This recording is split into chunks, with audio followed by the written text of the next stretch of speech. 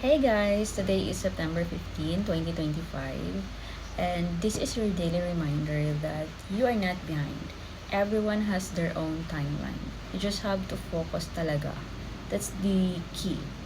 Persistence.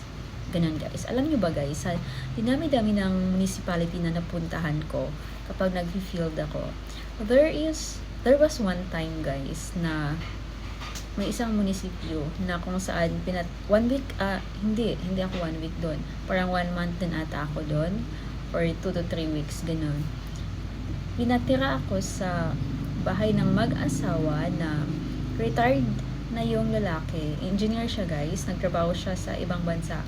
Tapos yung babae naman, teacher siya. So they're around 50 to 60 years of age. Alam niyo ba, sobrang happy ko lang talaga, as in, kasi they really treated me as, alam mo yung parang I belong to them talaga. May anak sila dalawa, isang babae at saka isang lalaki. Alam mo ba, there was one time na kapag nag-uusap kami sa pagkainan gano'n, parang may isang life lesson ako na na-learn doon. Yung sinabi ni sir na, you should never compare your journey to other people, kasi there will always be someone better than you, but you don't really know their struggles, their journey, and how they get there. You don't know that.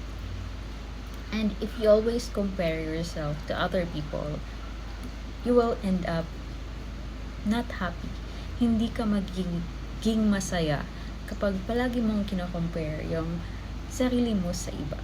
You just have to pray to God, focus on your journey, on yourself, and trust the process. So that's all guys for today. Thank you so much for watching, and see you in my next video. Bye!